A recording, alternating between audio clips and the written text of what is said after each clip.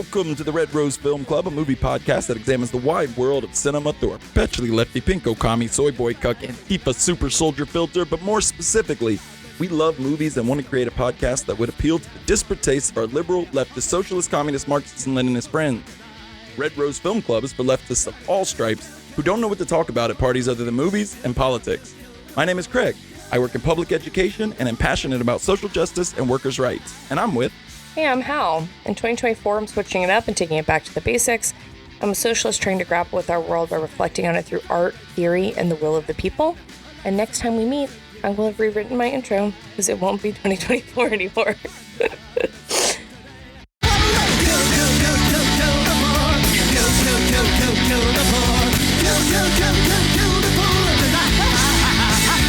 So, Craig, yes. What other pop culture are you getting into these days? It's been a minute since we met. It has. And I've seen a lot. Some good, some not so good. And I'll start with the not so good one. That actually I started liking, and I feel like you may have seen this, but maybe not. Have you seen Gladiator 2? Indeed. Okay. I was digging like the first half of Gladiator 2 when it was like more... So the setup is that like this time it's not the gladiator is not of the like Roman Empire at the beginning, whereas Russell Crowe was and then is like thrust out. He's just a guy from a colonized, like from like where the fuck were they from? That they steal him from? I don't Do you remember? The name of the, but it was yeah, like a colonized place. And I was like, oh, this is gonna be an interesting little take on it of like against Empire and all that. And then there's a twist that I thought the twist was pretty lame.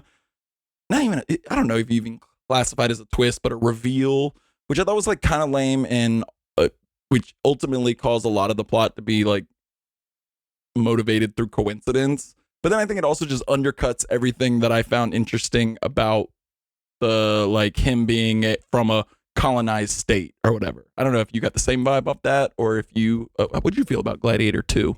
Yeah, I think generally agree with you. It was a big splashy epic. I thought Ridley Scott made some really fun choices, or perhaps stayed out of the way of other people making some really fun choices. And Denzel is great. Yep. I love this like Queen undercurrent of both Denzel, but also some of the senators that we see, plotting out their machinations. And the pretty great. Yeah, those two guys are like it great. had. So I've definitely talked about it on the pod before, but like there is a version of Caligula that exists out there that doesn't have the hardcore pornography in it, and there are parts of Gladiator 2 that feel connected to that, to me.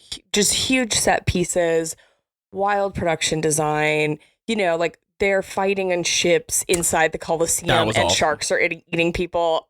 Yes, I'm here for that. But yeah, I totally agree. And it's something, producer Chantel said when we got out, is that, it just undercuts the whole intention of, or the whole direction of the original Gladiator. And what we see at the beginning of the film is that your birth is not your destiny. Yeah. And then it is like, no, but actually it is.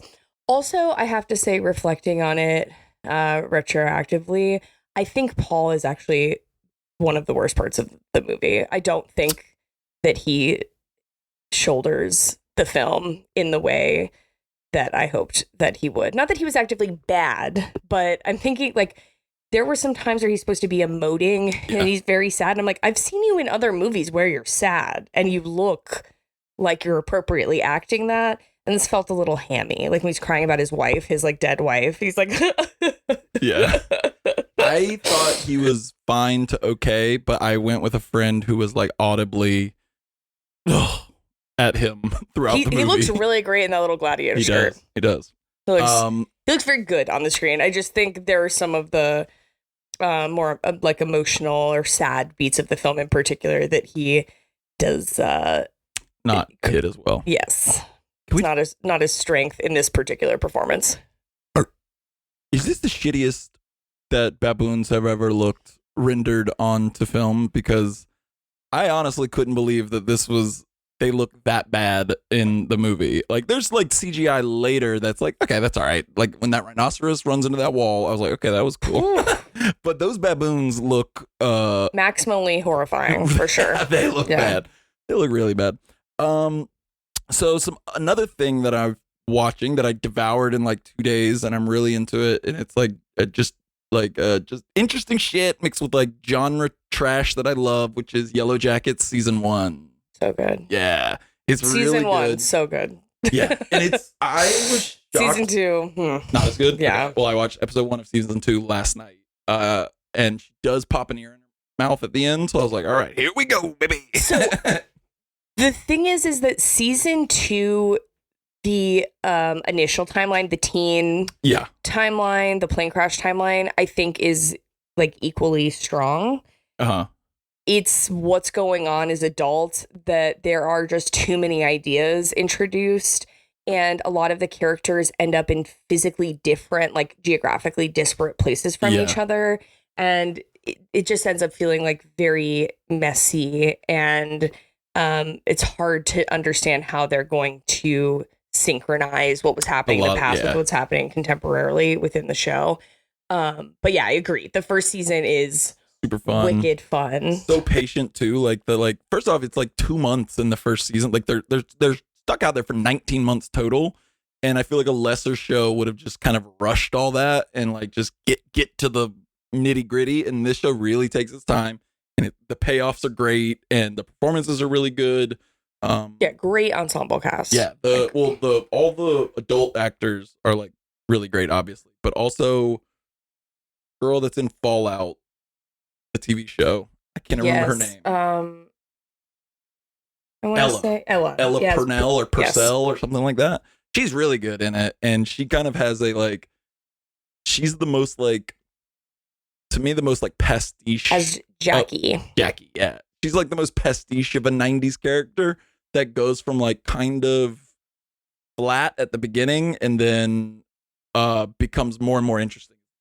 But yeah, it's cool, and I'm down to keep watching. Well, there's only 2 seasons, right? And then the third is coming out soon. The third season is coming out soon. I will definitely watch the third season. Oh yeah. But certainly for where I'm at with television viewing, if the first like 2 episodes do not feel like they're headed in a direction that I'm gonna be happy with, I will be done, and that is fine. It will be one of my favorite single seasons of television ever. Like very rarely are we getting a gaggle of queer girl soccer players. Like that appeals to me for a lot of reasons. And I've been reading a book and listening to music that I want to talk about. The range that I'm listening to currently is Cinema Speculation by Quentin Tarantino, which is like really fun and interesting, especially if you're a Tarantino fan. It's kind of like, have you read it by chance? Yeah, I've talked about it on this podcast last year. I listened to the audiobook. And I couldn't remember, but it is like structured between like personal essays of him growing up and then like essays on film and like specific films that he loves or whatever. And it's really interesting. I just love hearing him talk about like 70s exploitation movies. You are gonna have to listen to him doing a black accent throughout. At least when he's reading it. Did you listen to it on audiobook? Yes, I did. So he's like reads the first chapter and then it's where he's someone else. Yeah, he reads the first and the last. Yeah, where he talks about how his mom had a black boyfriend, and then he's like, "Well, that's my excuse to do his voice for the rest of this chapter," and that's a bit. Yeah, I feel like Cinema Speculation is a coda for all of Tarantino's work. All of the best parts of it, all of the worst parts of it. He is presenting his own Rosetta Stone. Definitely him. Yes, yeah, for sure. And then of course I want to talk about Kendrick Lamar's GNX, which came out, which I fucking love. It is great. It's not even my favorite Kendrick album, but I just like it so much, and it feels so much like a statement, like a victory lap, where like every song is kind of a banger and in celebration. And it's not, I don't know. There are definitely albums that I like more, but because it's not maybe as dense and complex as like To Pimp a Butterfly or like emotionally devastating and fucked up as like Mr. Morale. It's just like fun songs throughout, lots of fun, screaming mustard constantly. Just my wife is sick of me because I'm just finding the quietest moments in our home to yell mustard at the top of my lungs. But have you heard it? And do you like it? I did listen to it. I feel like it's something that is, as a piece of art, is a little bit outside of my, not frame of reference exactly, but just like, it's not for me, and I don't really care to listen to it. Yeah. I find relative to his other work, I think when he gets in a preachy zone, Kendrick is great. I think sometimes Kendrick is advancing an idea, but doesn't necessarily have like political undergirding for it. So it's like he's calling, continuing the calling people out for being a pedophile, but then like is not really his idea of power is unclear to me. Uh-huh. And I don't connect to it. I got you. Yeah. I think some of that is because he is very clearly influenced very heavily by religion that isn't always foregrounded, but is basically always in the backdrop, which I respect for him, but I just is not connect for me. And also, I think it's like a very masculinist record that feels a little rushed. Yeah. But, I like him a lot as an artist. It's just not for moi. Yeah. I will say the one thing that I do love about it, I have a hobby of like hate watching bad comedians. I think I've talked about like how much I hate Tony Hinchcliffe before, but there is a really bad comedian named Andrew Schultz who hosts a podcast called Flagrant 2, which is one of the worst. And Kendrick has a one-line reference that doesn't even mention his name, which has shattered this man's ego in a way that like it is all he is talking about now, and like getting so mad about it. He has a line that is, you should feel lucky. Honestly, your like career has been revitalized. The line where he says, "Don't let no white comedian talk about no black woman. That's law," is a reference to some shitty joke Andrew Schultz made and then double downed on, and now his like ego is like dissolving more and more with each passing day since that came out, which is lovely to me. Like when when an S tier artist smiles upon you, yeah, you remember the adage, all publicity is good publicity. Honestly. Andrew, shut up. But what about you? What you been into lately?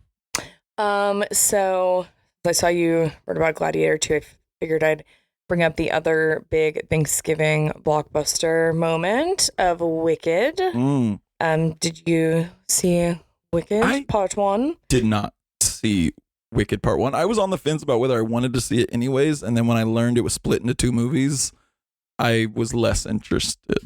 So I was very skeptical of that decision going in. So I'll just say as like a little background, as someone who was a teenager in the early 2000s, I love Wicked. I've seen that on the national tour. My sister and I, listen to the soundtrack together. It has a lot of emotional resonance for me.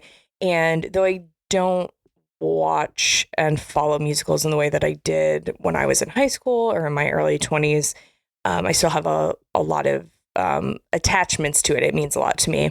And I was very skeptical when I saw it was split into 2, and also when I saw early trailers.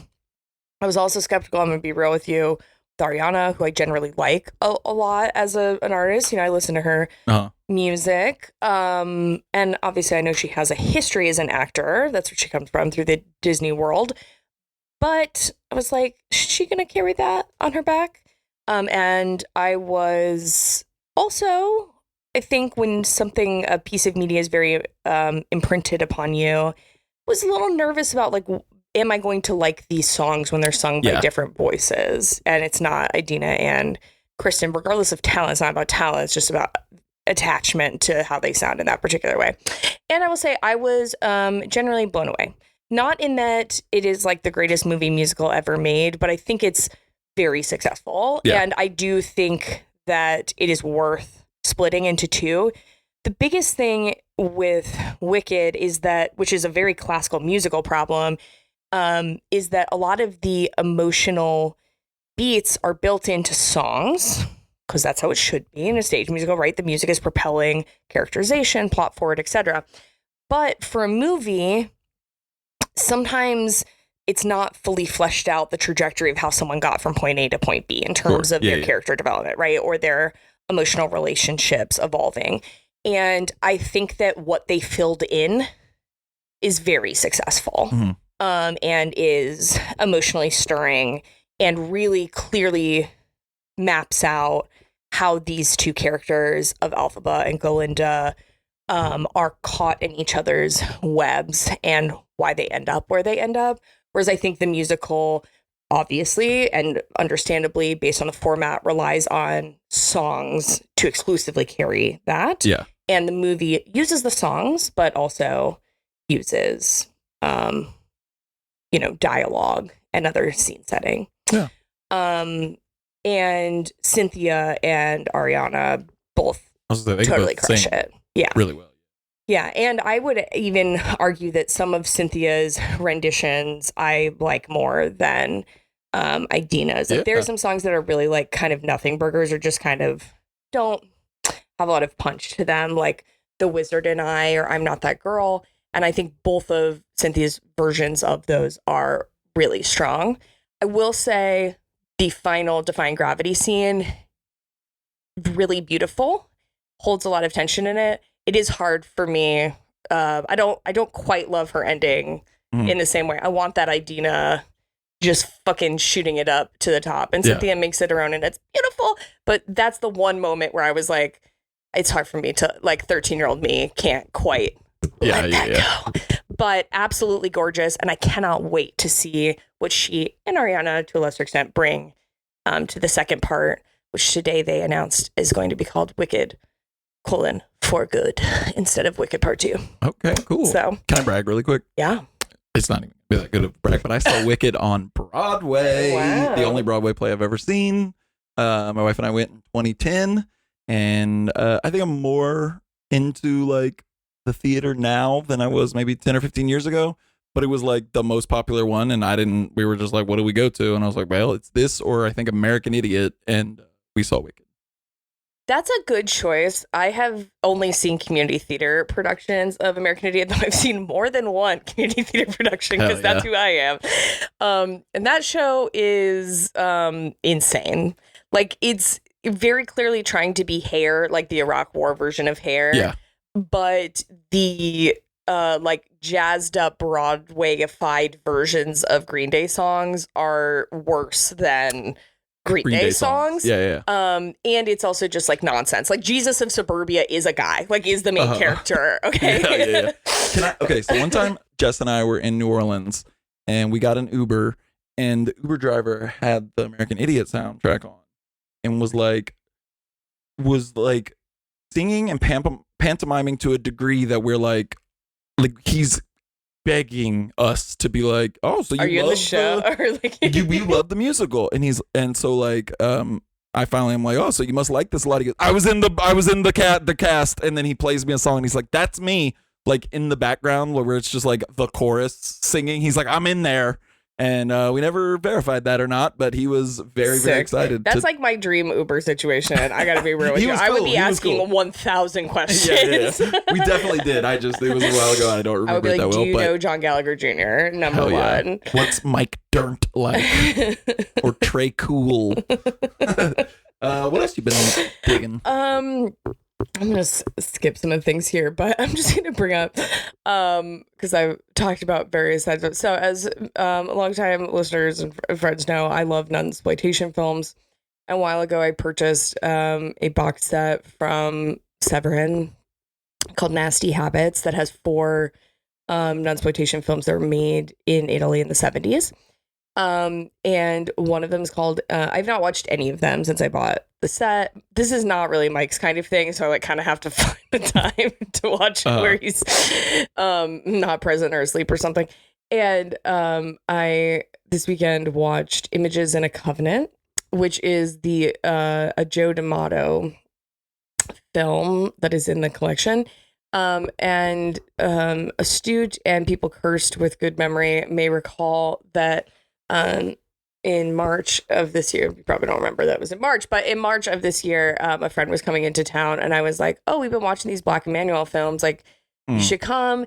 They are sexploitation, but they've been like pretty low key. And they're fun. And then we, and even I was like, I know Joe D'Amato is like pretty intense, but the previous one we watched, the previous Black Emmanuel film we watched, was directed by Joe D'Amato, and I thought it was like pretty good, pretty serviceable, and not totally extreme.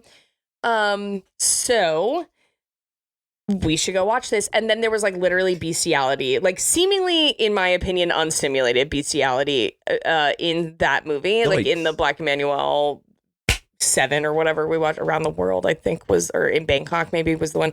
I think it was Around the World, if I remember from you telling me. Yeah, it was one of them. Whatever, if you look it up, it's the second one in the Black Emmanuel series that Joe D'Amato directed. I recommend not watching it. For good. Yeah. Manual for bad. Okay. Manual down bad for dogs. Okay. And snakes. Crazy. Oh, damn. And so I was like, oh, when I cracked open this box set and I was going to watch one this weekend, I was like, sure, let's do Joe D'Amato. Like, let's give him another chance. Let's see. And honestly, the movie was like too tame. Like, the reason I didn't really care for it was because it was just very boring sexploitation. And in a lot of these like sexploitation movies, especially seems to be Italian ones in the 70s, people kiss and interact in really weird ways. Like, they don't actually kiss, they like rub their faces near each other. Okay. So it's this movie that has like really sordid themes, but like is actually not sexy in any way because people touch each other like they're mannequins. Yeah. It's really weird. A lot of nuzzling. But the reason why I bring it up is because there's a scene at the end that makes the whole fucking movie worthwhile, where there is a priest who is coming to exorcise. Basically, all the nuns are masturbating. Like, that's the whole plot of the movie. Is like, that should have been the title. They've been taken by Satan and they're all masturbating. Oh yeah. And there's a priest that comes in to exorcise the demons from the covenant. And all the nuns are like chasing after, like slow motion. They're not like running, chasing after him while masturbating, and then like leap on him, and then like an orgy breaks out. But they go like they trail through the covenant with this priest like having one item of clothing at a time ripped off of him by masturbating nuns. And I was like, all right, Jenma. Oh yeah. It's not fully a mark in your column, but like we'll give it a half dash. Yeah. You know, a 3 from half court right at the buzzer. Yeah, it's like. Not my favorite nunsploitation film I've ever seen, but it's that one scene is pretty high up there in individual scenes from nunsploitation films. And then the last thing I just wanted to say, in relation to music, I just wanted to put over Doechii. I love her. I've loved her for a hot minute since she started popping off on TikTok a couple of years ago. But her most recent album, which I think I talked about a couple of episodes ago, like when it dropped, I think in August. But if you haven't seen her performances on the Tiny Desk concert, NPR, or she did a medley of some tracks from her album on the Stephen Colbert Late Night Show, whatever that one's called. And she is great. There was a tweet I saw that was like, Doechii's out here for all the girls that loved and love, obviously she's still around, Missy Elliott. And I fully agree. Not so much necessarily in the production lane, but in terms of doing a Black magical realism that is like deeply feminine and also like kind of confrontational and sexy and weird and really innovative. So friend of the pod, in that she was in a movie that we okay, I was like, what? Who do you know? Earth Mama, right? She's the friend in Earth. Yeah, she's the friend in Earth Mama. Yeah, yeah, true. I was like, what are you talking about? Hey, you know Doechii? If you're holding out, I mean, she's from Tampa, so it's like theoretically possible that so we could get her. Everyone in Florida knows each other. Doechii, when you hear this episode, give us a call. We're approachable. Yeah, when she says I'm a trap Grace Jones, I'm like, bitch. Yes. All right. So instead of doing a current events, there's like a few things motivating this. I feel like at the end of the year, like the news cycle is just so funky. It's like, okay, we're going to talk about Luigi, and we're going to talk about Hegseth and Trump. Like, the new year Pretty brings, saturated with this talk already. Yes, Yeah. I don't know what new I have to say about that right now. So instead, why don't we talk about some of our top fives? And as we've done in previous years, we'll do our favorite new movies, like as in movies that came out in 2024, and then we'll also do our favorite new to us. Oh yeah, which one do you want to do first? Let's do new ones. Great. This is the one that I have the sensibilities of a caveman, I feel like already, but like my list of movies from this year, I kind of sat back and was like, this is a proud list of some of the like greatest trashy genre movies that this year has to offer, and I'm going to be unapologetic about that. But are we starting with our number 5? Because my number 5 is the movie that I had the absolute most fun seeing in the theater. I love when people are hooting and hollering for all the right reasons in the theater, whether that be bombing a mall Santa or chopping a child up on Christmas Eve. But Terrifier 3 is a bit of a magnum opus of the slasher genre, and I just loved it. I can't wait to watch it 100 more times. Like, it was really the most fun I had at the movies this year, with like a packed audience, everybody just Art the Clown heads from top to bottom, just ready for the mayhem, and I loved it, and I loved the experience. So my number 5 favorite of the year is Terrifier 3. Boop, boop, boop, boop, boop. Yeah, what about you? So I want to do a little bit of a lead in before I say my 5. So I will say, when I was trying to put together this list, I realized in looking back at my letterbox that this is my year of being a cold-hearted ass bitch. Only one movie in my entire review series of reviews from 2024 had more than 3.5 stars. Wow. Like, even movies I look back and I'm like, I really liked that. No, 3.5. And the one that was listed at 4, I'm actually going to list my honorable mentions. Okay. So, I like this. And I will also say, I have a long list of movies that, like, technically their release date is listed as 2023, but because of the movie market we live in and or where I saw them, I watched them in 2024. So I just want to give a shout out to Femme, National Anthem, The People's Joker, Welcome Space Brothers, and it's Zabriskie Point. And technically The People's Joker release date is listed as 2022, even though I did all of its touring this year. So if I could include those, my top 5 would be very different, because I would say, like, Femme, for example, is one of my absolute favorite movies I watched this year. I will also note that I have not seen, and there's plenty of movies I haven't seen, but these are movies that I assume very possibly could be in contention, which would be Queer, Night Bitch, The Brutalist, The End, The Seed of the Sacred Fig, Nickel Boys, Nosferatu, and God, I can't wait to see Almodovar's first full-length English language film, The Room Next Door. I assume all those would be in contention, so I just want to list that. But my number 5 is Furiosa. I thought it was a rip-roaring good time. Anya Taylor-Joy's performance is one of the weaker aspects of it, in my opinion. I generally am fond of her. Very interesting role for her, where when she is kind of mute and doing silent acting and emoting, I think her performance is really, really strong.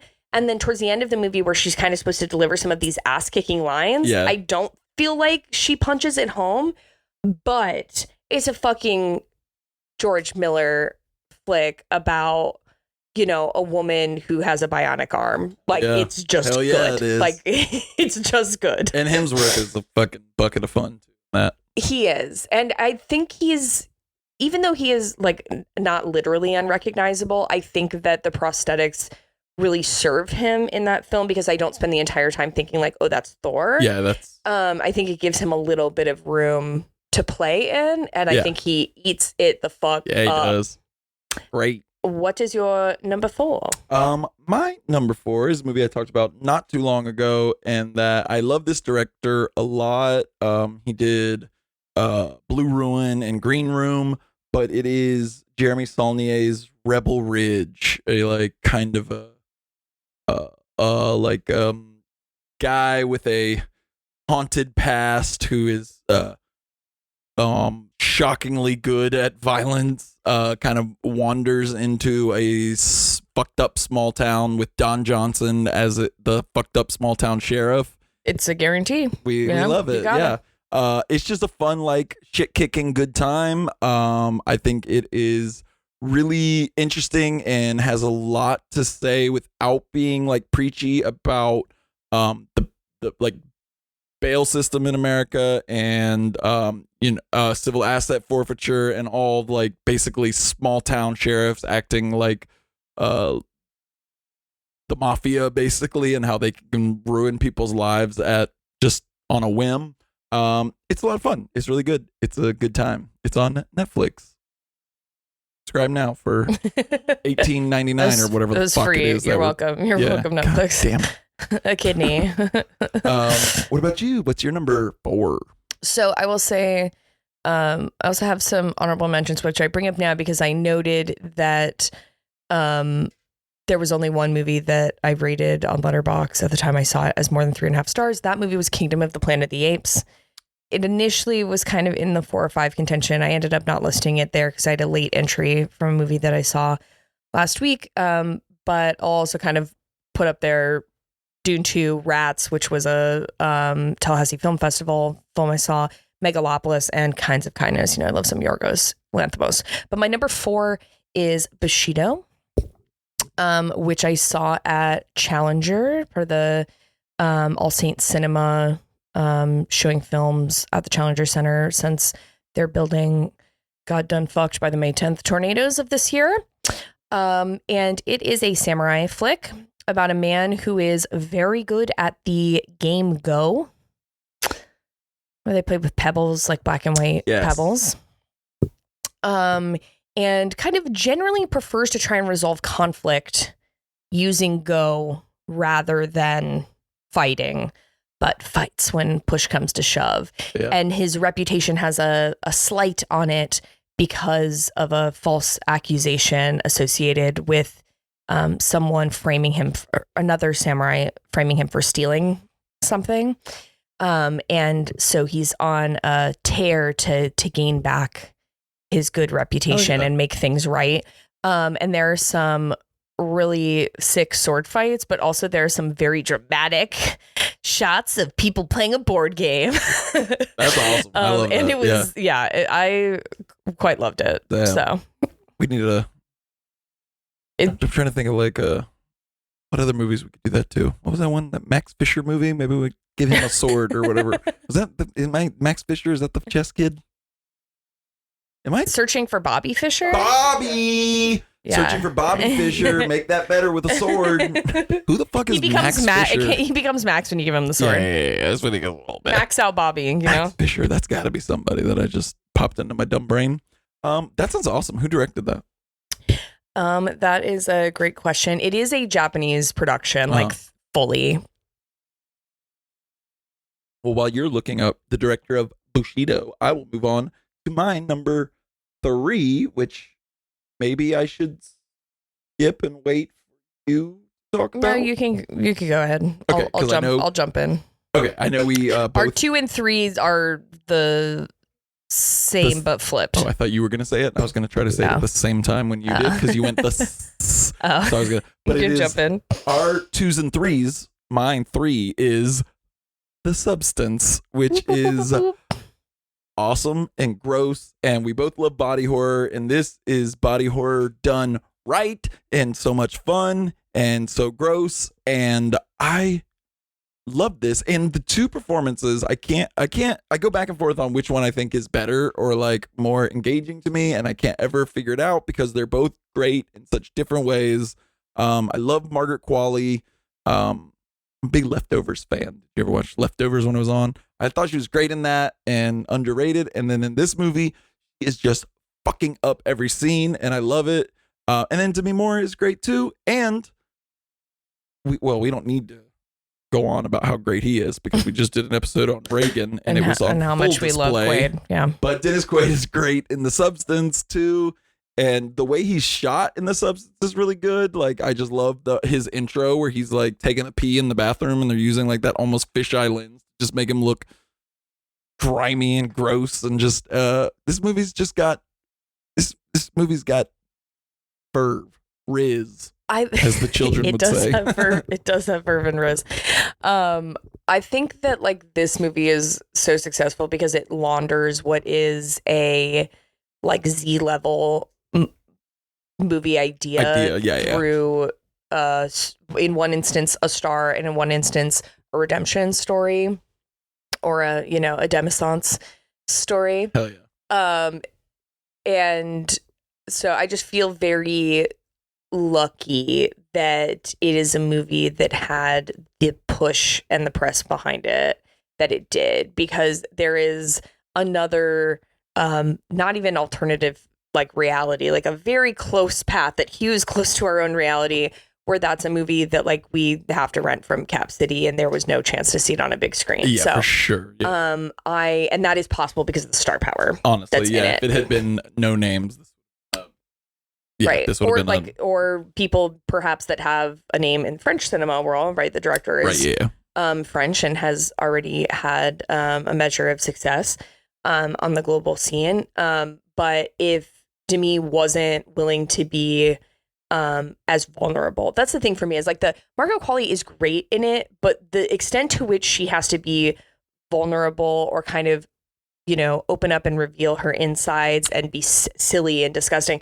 is very confined to the end of the movie.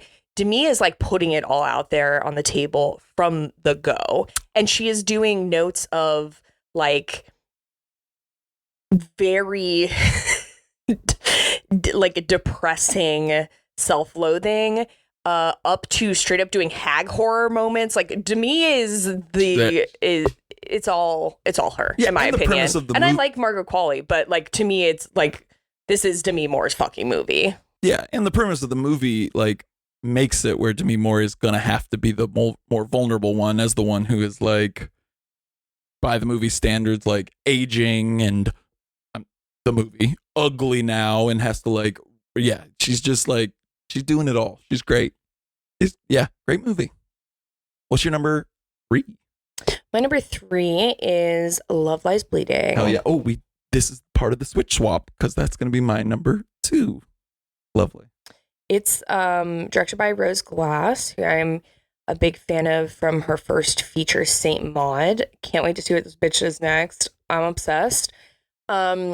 Love Lies Bleeding, like a lot of, I guess, kind of a reoccurring theme in some ways. Like Yellow Jacket has some similar ideas in it of just like queer girls and queer women being foregrounded and having like unique dimensions to that experience be central to what's happening. So like when we talked about Love Lies Bleeding on the pod, you were like, I don't understand what's happening with steroids. I'm like, I understand what's happening with steroids and testosterone in this movie because it's about queer women and their sexuality. And the movie puts forth things that we usually don't see on screen. And certainly, again, not on a mass, widespread, available screen.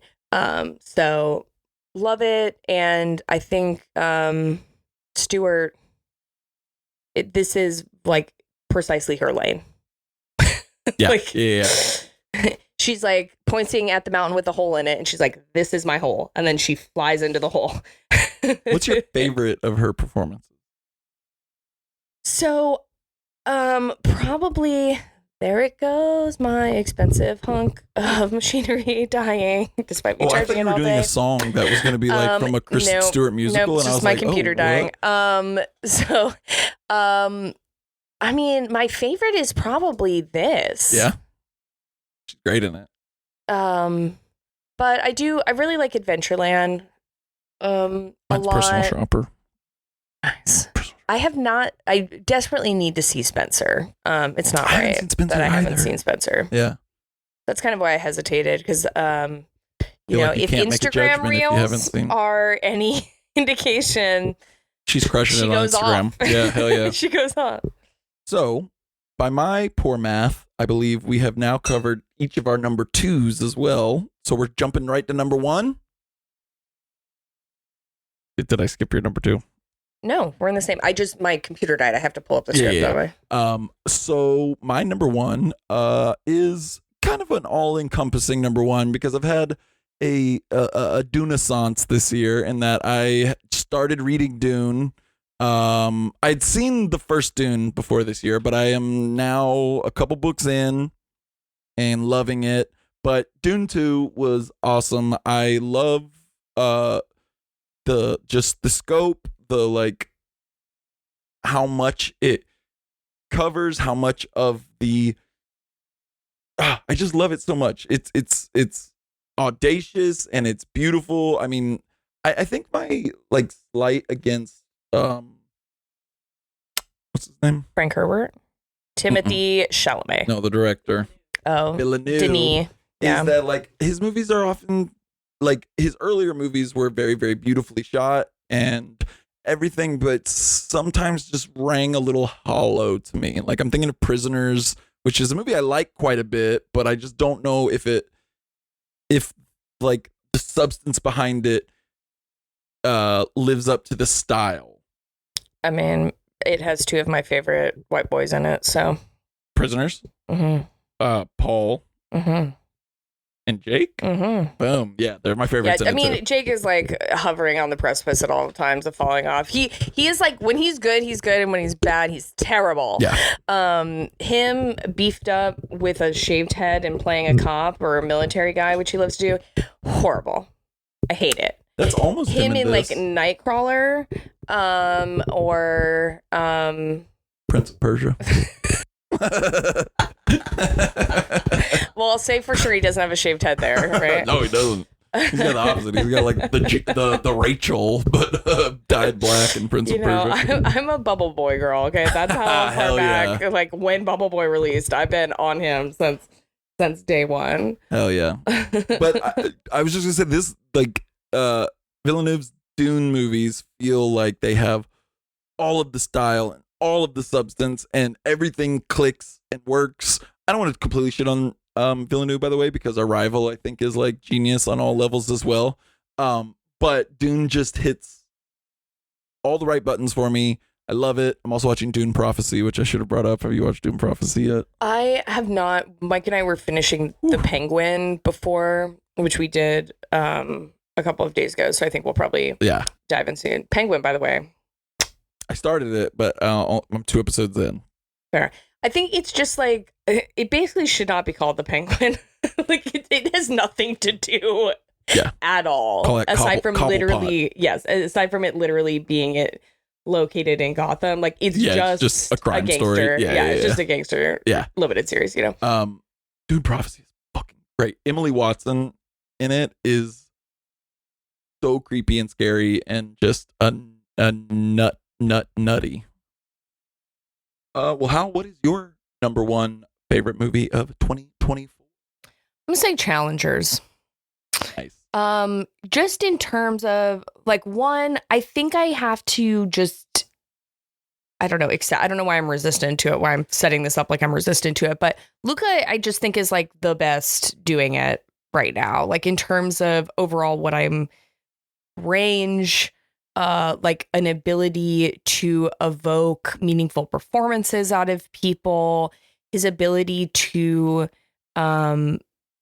like operate in the key of melodrama while also avoiding diving straight into camp. Like I love that bitch, and Challengers is so good, and it is the most like singularly most like adult film that I think I've seen in theaters like in 15 years. Like it just, there are not things being made like this. And it's ultimately not the most powerful film, right? It's like 3 people in a love triangle, but it's just executed perfectly.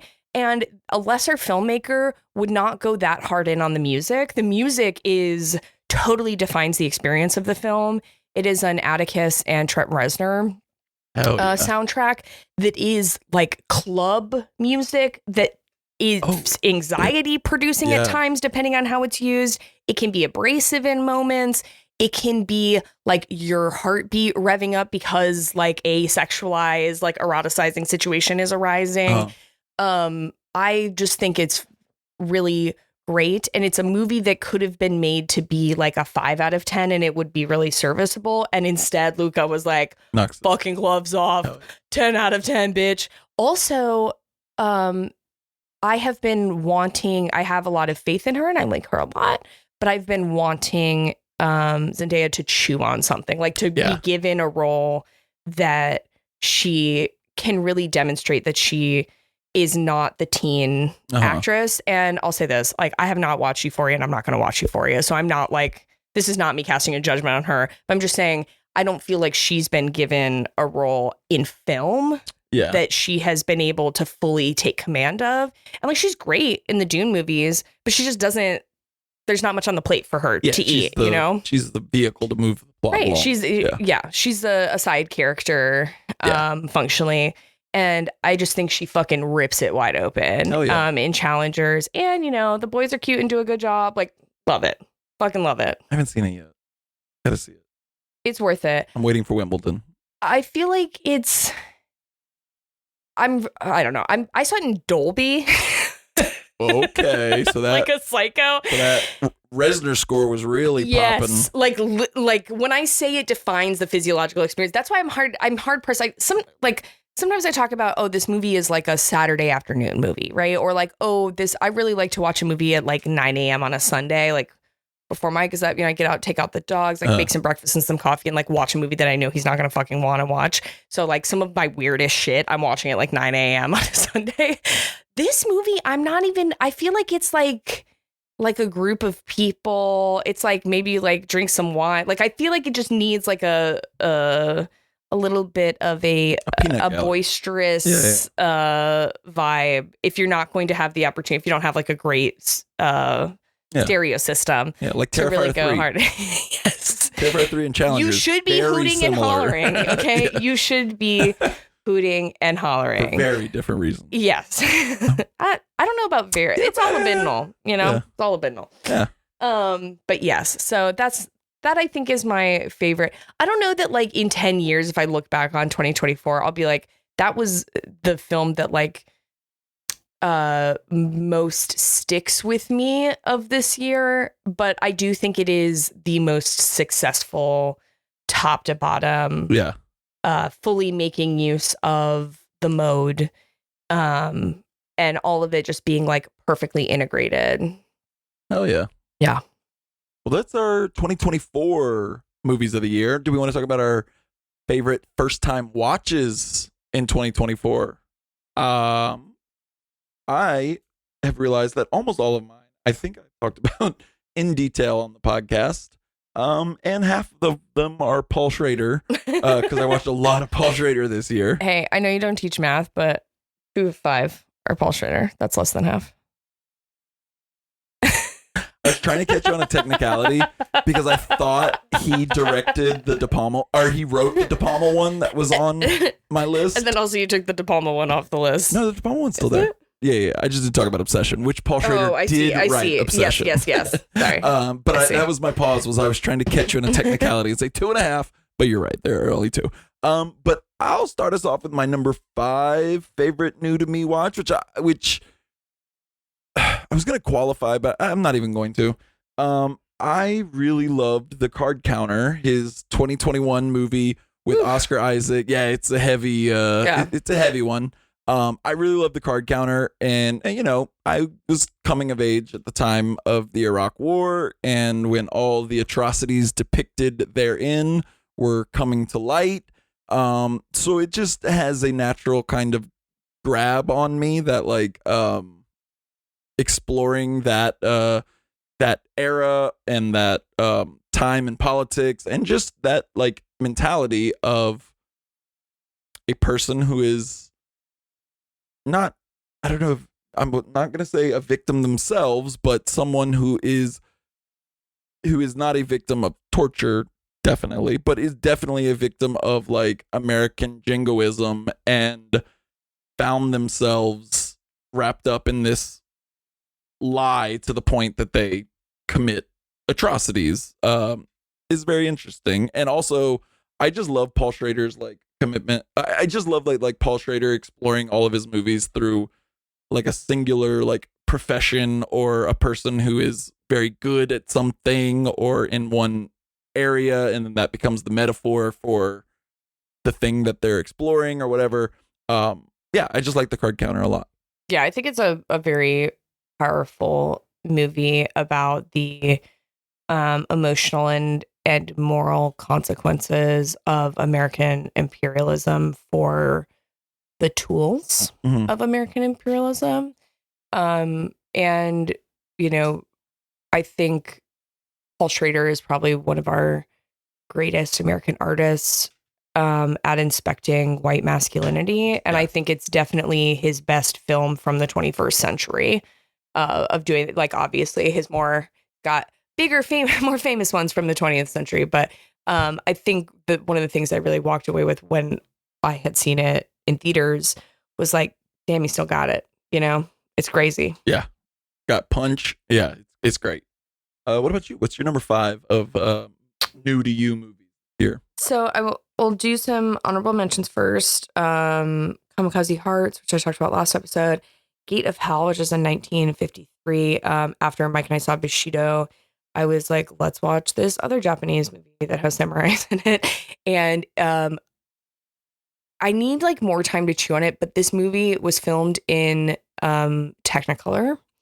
And there are all these beautiful scenes of fabric, just like of the fabric sliding walls in Japanese like aristocrat homes, and like the kimonos and jackets people wear shot in Technicolor. And on top of that, the plot is insane and relatively like surprisingly progressive for a film from the 50s.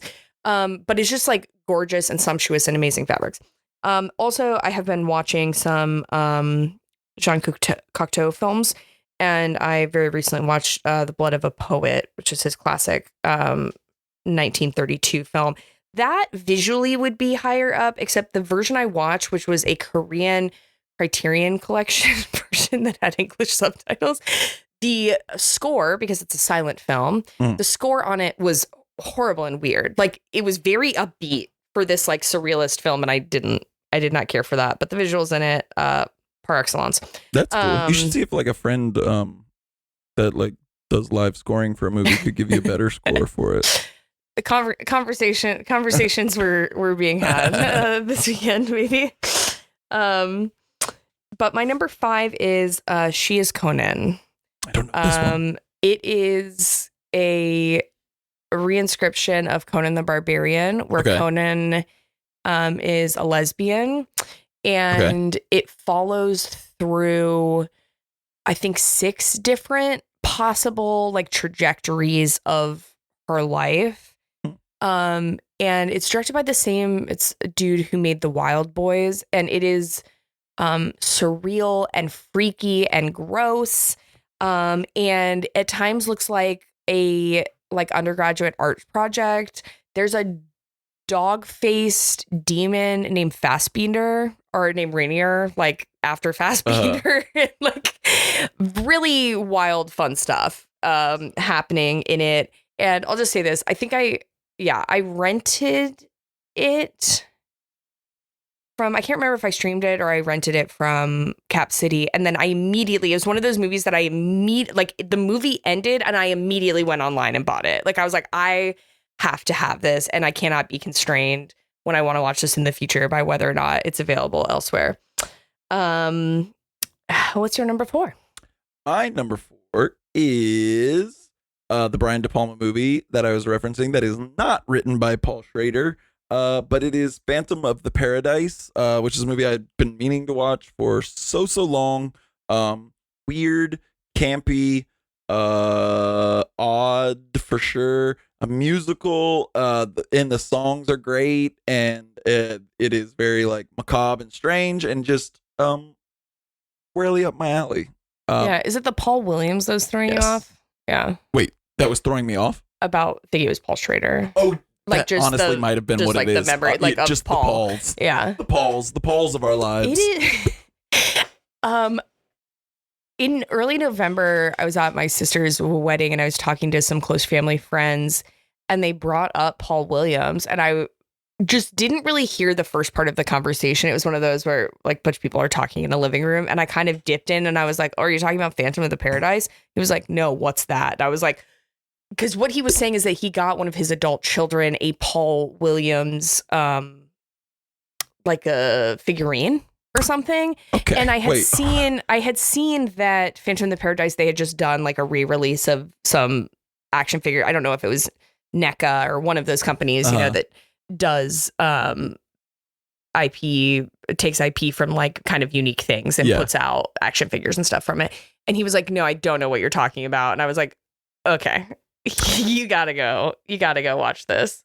I love that there's a Paul Williams action figure that's not from Phantom of the Paradise, because it seems like the only thing in his career that would warrant an action figure. I'm not. It was like Muppet related, possibly, but yeah. So I exposed the whole family to Phantom of the Hell yeah, Phantom of the Paradise. He is so goddamn weird in that too. Like he is so fun and just an odd little guy. My favorite bit is like the Rocky-esque element. I really love the musical productions that happen like in that room with the audience. Yeah.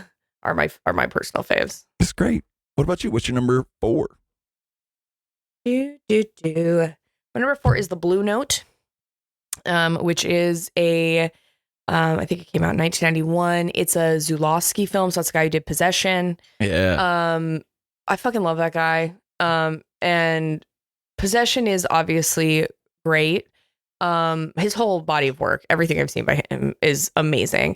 And The Blue Note is about a composer who I'm going to show you a picture of the lead actor, and there's a universe in which Paul Williams could play him. Okay, he has that kind of straight blonde hair as well. But it's just kind of like an almost straightforward.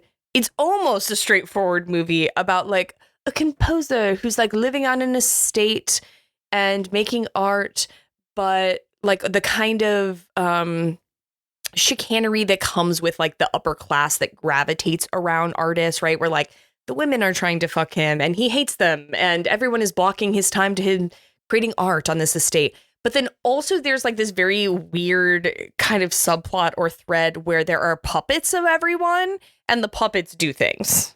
And like there are scenes with the puppets or the puppets show up in places. It's a Zulawski film and it rips. That's awesome. And honestly, the puppet sounds like a Paul Williams thing as well. Yeah, it is a movie that I asked for Christmas a couple of years ago, sight unseen. I was like, I think I'm gonna like Someone that. get me this. Yeah, and then it was probably over a year before I finally watched it, and then I watched it multiple times within a 24-hour period upon watching it for the first time. Oh, my number 3 could be kind of a tie, but I think one is cheating because I think I was a teenager when I saw this for the first time and didn't remember it or appreciate it. So it could have been my new to me watch, which was Fitzcarraldo, but I canceled that out because I technically had seen it before, even though I didn't remember anything, and instead went with Burden of Dreams, the Les Blanc documentary about the making of Fitzcarraldo, in which Werner Herzog for real pulls a fucking boat up the side of a mountain. I love movies about movies, and specifically documentaries about the making of movies, and even more specifically documentaries about the fucked up process of making a movie. Oh shit, now I can't remember the name of the one that I love so much, which is the Apocalypse Now one. Isn't it Hearts of Darkness? Hearts of Darkness. Yeah, that's the quintessential one that I love. But Burden of Dreams is great. It's just great to see that like Werner Herzog seems like a sweet, gentle madman, and then you watch Burden of Dreams and you're like, okay, that is 100% accurate. There is like this genteel quality to him and like a soft soul at his core, but absolutely insane, and would terrify me to work with him and to like be around him when he's cooking or whatever, because it just seems like, oh, we're not going to stop at anything to do this. And also like the just idea that him and Klaus Kinski could have murdered each other at any moment on the set of this film.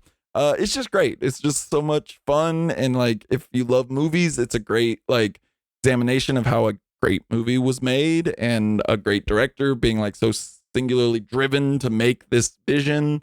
Yeah, it's great. Good. It is truly shocking that anyone insured any production that the two of them were on. I have to say, honestly, like, I know I've mentioned this before, but there is a I can't remember, or like a deleted scene or something where like, because he shot the movie with a lot of like people indigenous to the area, and fuck, I know I've seen this and I don't think it's in Burn of Dreams, I think it's on deleted scene, but like a very frank conversation between him and one of the indigenous people that frankly boils down to them being like, do you need us to kill him for you? Talking about Klaus Kinski because of how fucking annoying he is. I mean, based on what we know from his daughter, somebody should have. Yeah, for real. Honestly, Herzog could have been an avenue for exploring really, truly your artistic expression. What about you? What's your number 3 new watch of the year? Yeah, so before I say this, I want to say, I said it's about a composer because I could not summon it right at the moment, so I had to look it up, but it's about Chopin. The Blue Nose about Chopin. My third film is The Sweet East. I've talked about it several times in the pod, so I won't go into it a lot, and many times this year because I've seen it several times this year. But Sean Price Williams, I really crushed it. I love the picaresque. I love that it's like very conspiracy pilled. It is has really like beautiful, delicate music in it. I love an Alice in Wonderland like adaptation or something that's a spinoff or, you know, referencing it in some way. And also, I don't know that I've said this at any point while talking in the past, but there's a scene that just plays on repeat in my mind that Jeremy O'Harris is in where they start doing cocaine, and there is a giant like Muppety mascot figure with a giant like orange protruding nose hose that just sucks up a giant line of cocaine. Hell yeah. That I keep as a GIF on my phone. The Sweet East is the one that's like the Odyssey, but through QAnon, right? That's an approximate, description. It's a high school girl who's visiting Washington, D.C. On a trip with her classmates, and the movie starts off at Comet Pizza, and it's like the premise of the beginning scene is that Pizzagate is real, basically, and they escape through the tunnels underneath Comet Pizza or Comet Bing Bong or whatever it's called, and then she goes on like a journey and interacts with all of these different people. It's like kind of coming of age. Like I said, it's a picaresque, right? Like she's going on all these like mini adventures, but it does intersect a lot with like a very like post-millennial political malaise kind of attitude. I remember you said that I recommend it. One of the ones you were looking forward to in 2024, and then within a couple episodes you had seen it, and I was so stoked to see it, and then it fell off my radar, and I haven't seen it yet. Yeah, it's available for rent. Like it's available for VOD. Yeah, is how I actually it might be on Hulu.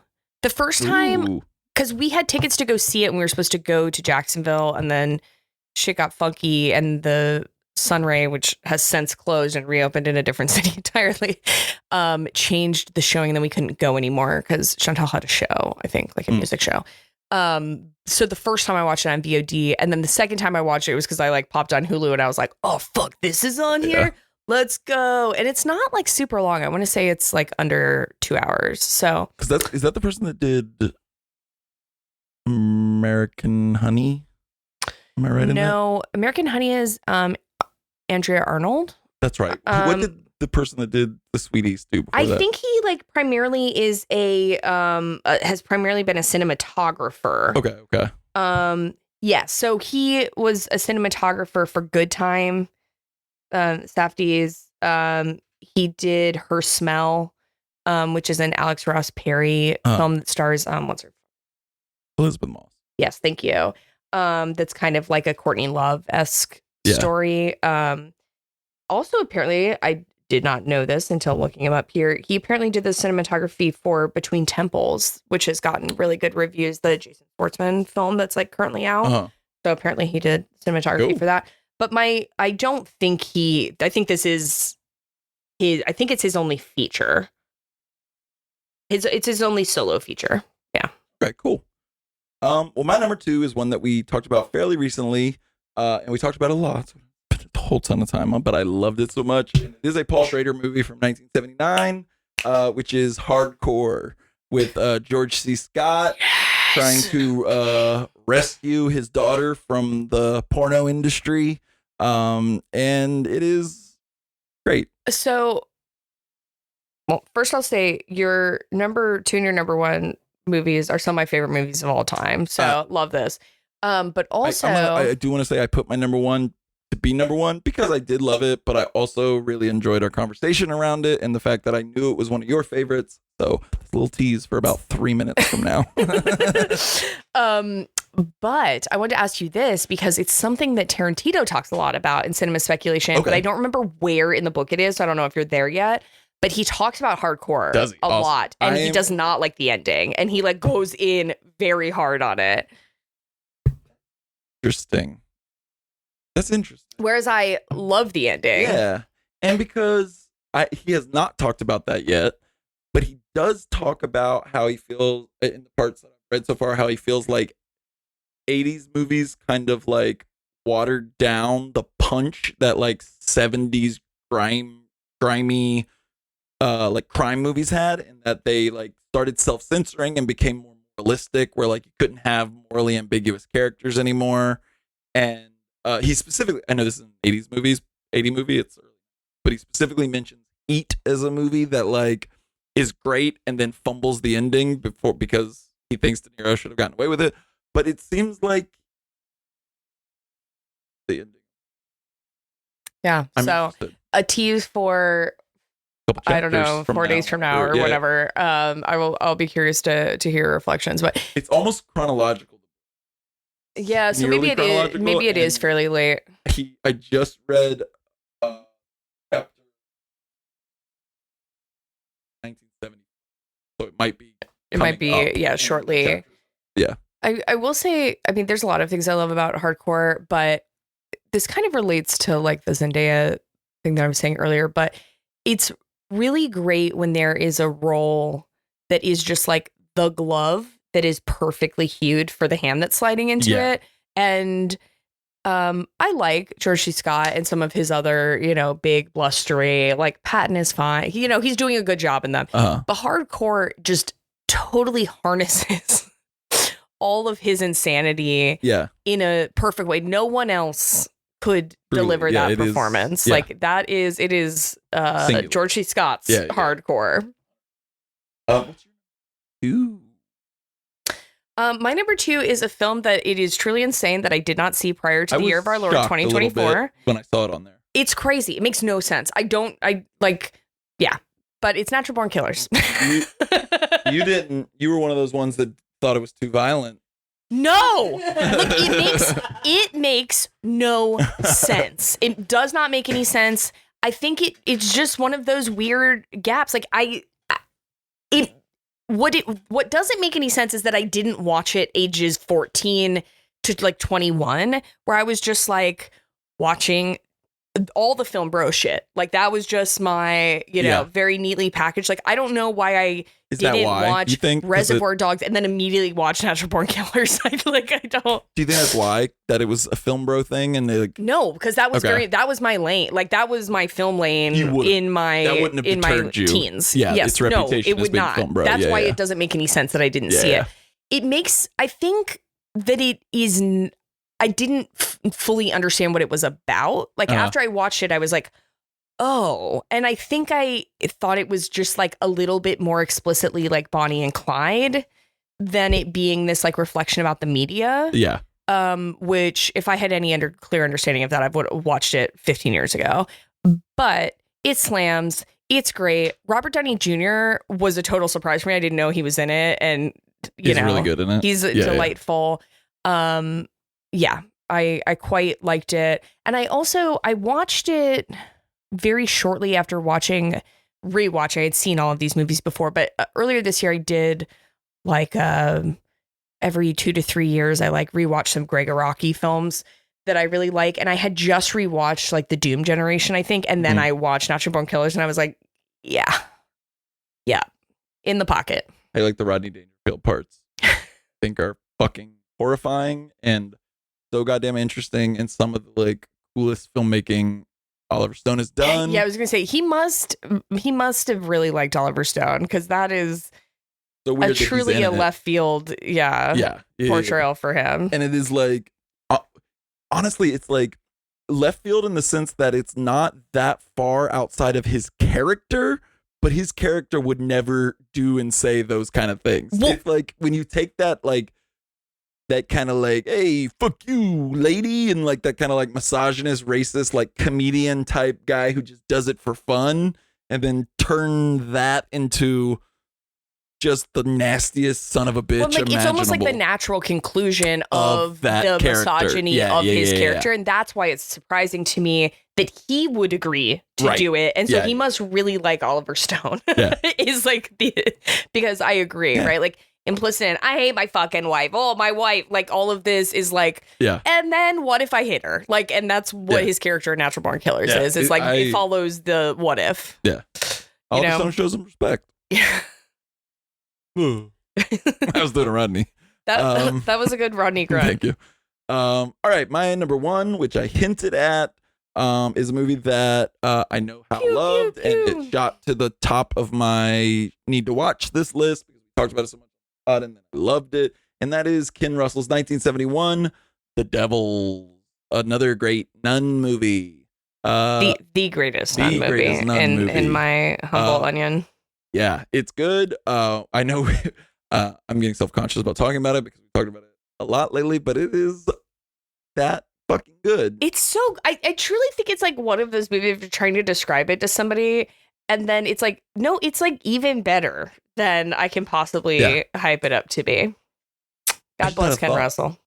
Oliver Reed was in Gladiator. He is. As the kind of sage character. It's his last film. It is his last film. Yeah, he died. I think actually while the movie was actively being made.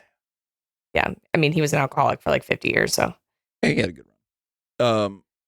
But the new kind of sage character in Gladiator 2 is Denzel Washington.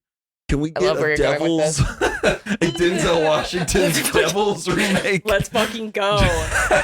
I mean, this has been a pretty good year for like nun horror, and exploitation like definitely had like, you know, it can kind of bifurcate. It's like you have like the sexploitation, nunsploitation films, you have the horror, but like, you know, we had Immaculate and what was the other one? Omen. Omen. The first Omen. Yeah. The first Omen rips, by the way. It's yes. Mike liked it and he doesn't like horror movies. I'll have to check that out. It was good. I think you would like it. But yes, they should make it The Devils. I also wanted to say I did not finish it before coming here. So that's why it's not on my list. But very weirdly, one of the Ken Russell movies I have not seen yet is Tommy, which is crazy because probably his biggest, most popular one. And Oliver Reed is also in it. And I was just like, wow, this man and Ken Russell, like if you look at the rest of his career, it's not super notable stuff. Like he worked a lot, but it's not the same, but it kind of has similar elements to the Kinski and Herzog stuff where it's like, okay, this guy kind of can tame you or can deal with you at least. And a lot of productions couldn't or wouldn't. But he really shines. And The Devils is his best because it's also one of his leading, but he's also in Women in Love and Tommy. He's such a delight. What's your number one new to you watch? My number one new to me watch, which is wild, is The Damned. I think I've seen The Damned 5 times in this year. Shit. I watched it. I thought when we had proposed it initially, like I thought now thinking back to when I proposed it for the Italian Fascist series, that like I'd watched it last year for the first time, and I was looking back in my letterbox, and no, I watched it in January. Damn. For the first time during my hopefully last for a long time gum surgery, where I've had like 3 gum surgeries in 18 months. I had my last one in that cycle in January, and I watched that movie for the first time like on a lot of pain meds. Did that make it better or worse? It took me like multiple viewings to watch it, because it was rough. Like you don't want to be watching the descent of a Nazi family on Oxycontin or whatever. Fuck. But I watched it then, having rented it, then I purchased it, and then I've watched it like 4 or 5 times since then. And the movie itself is great. I do think I maintain it is one of my favorite, some of my favorite cinematography of any film ever. And it opened the door for me. I have watched a lot of Visconti this year, the director. Whereas like I don't know that I had like an in to entering his work. In fact, I'm going to watch Death in Venice with Jared, former guest on the show, tomorrow, I think, or maybe the day after via Zoom. So shouts out to The Damned, and helped inspire our Italian fashion series. Yes, it did. I loved it too, by the way. And it was a first time watch for me as well. Whoop, whoop. Okay, well, that is our 2024 in review. Our movies that we saw for the first time that were 2024 movies and are new to us. Are there anything that you're looking forward to in 2025? I love this. So I'll say it won't be in 2025, but I do think I'm going to go see Queer tomorrow. Luca's newest film, starring Daniel Craig, and it's an adaptation of a William Burroughs novel that's semi-autobiographical. So I'm looking forward to that most recently, or, closest to now. And also Nosferatu. I don't know if we're going to be able to go see it on Christmas specifically, but I have time marked off for like the next day that we're back in town. I'm like, we are going to see this. Oh, yeah. I don't know that I convinced my parents to go see Nosferatu. We'll see. But the second that it is available, Nosferatu is my primary priority. I am all in on Robert Eggers. That is definitely mine as well. I'm so fucking stoked for Nosferatu. The other one that I'm very excited for is coming out in January, which is not always a great omen, but I do want to see Lee Whannell's The Wolfman that he's doing, where I guess he's remaking all of the Universal monster movies, but in a like standalone, not a part of it. I hope it's not a part of a universe. I hope they don't try to tie that shit in. They always want to, and they don't ever. It seems like the match doesn't strike, But like they're like just the nature of his Invisible Man and what this one looks like would be like. They seem very intimate stories about the people that they're involved in, that it's going to seem so fucking bizarre if they're just they try and do this rapid zoom out where they're just like, Wolfman's here to help you out, Invisible Lady or man or whoever the fuck. But I am excited for that. Also, I have to say, if they did create a universe, it would just be like domestic abusers. Sounds like Invisible Man is about stalking and harassment of a former romantic partner. And then Wolfman, at least as depicted in the trailer, is him turning on his family. So we're just creating like a rogues gallery of domestic abusers. Like, I don't know that we want to do that, Universal or whoever's responsible for this.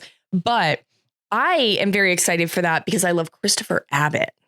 Oh, I don't know who that is. It's the guy who's playing Wolfman. Guy? Nice. Yes, he was in Girls. Who's in Girls? The Allison Williams, Marnie's boyfriend.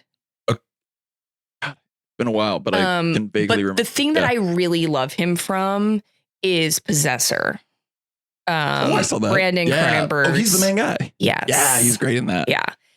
He's very good. I think he's someone that could have like leading man looks, but chooses perform. Like that's not the lane he's trying to fight for. Yeah, he's like, give me something where I'm fucked up looking. Yes, and I love him in Possessor. He is haunting. So I'm really excited for that. Like Wolfman in general, I don't necessarily care for. Like I like werewolves just fine, but it's not my favorite monster in the Dark universe. The Dark. I was going to mention the Dark universe. And the wife is like, is it Julia Garner? Yes, it is. Yeah, I love like her. those are two pretty solid actors for a film that could just be bullshit. And I'll say about your January comment, horror makes money any time of the year, baby. Yeah. I also feel So like the maybe January it's just thing, like they're trying to flesh out. They're like, we don't have anything else to slot in here, and we know that this will make some money. And I also feel like the January thing is less of a thing these days than it used to be, as like a dumping ground or whatever. Before we go, can I say one more thing about the Dark universe, which was, remember a few years ago when they were trying to like reboot all those monster movies? Yes. With like, okay, do you remember when The Mummy came out? This is one of my favorite things ever. The Tom Cruise mummy. The Tom Cruise Mummy. It was terrible. It was garbage. But a trailer. Oh, I mean, it was all right. I thought it was fun. that. The scenes with him in the plane where you're like, oh, he's doing those scenes. Okay, that's like, what I want to talk about. Because do you remember that a trailer came out that someone fucked up so hard in? It like hit theaters and TV. That was a trailer for The Mummy where all of the audio had been removed except for the like voiceover like action scenes. So it was a trailer with literally no audio and then Tom Cruise being like, like grunting when he did stunts and shit. It is the weirdest. You can still find it on YouTube. It is so bizarre and weird to it's not that the audio is out, it's that it's almost imperceptible. It's lowered so much and somehow this trailer got out that played for like a day with just like Tom Cruise like and just because it's there's an mostly intern who's really pissed off. Oh my god, it is one of the most surreal things I've ever seen. Oh, this won't be in theaters. I don't think they're doing a simultaneous release, but just speaking of Dark Universe and films we're looking forward to, Guillermo del Toro is releasing a Frankenstein film on Netflix. Oh my fucking god. And I love that motherfucker. So I guess I'm excited for that. He has to be treating this with like the reverence of he is worships at the altar of the monster movies. So like him getting to do Frankenstein.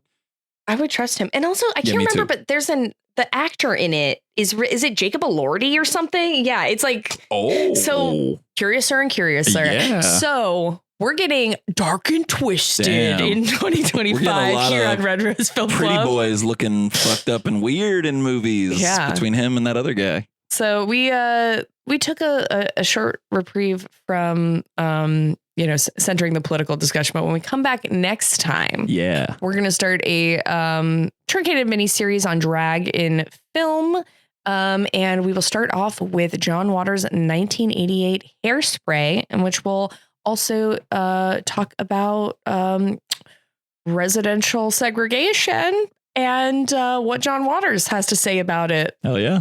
Through fart noises. Hell yeah. And we'll get you on that one. Bye.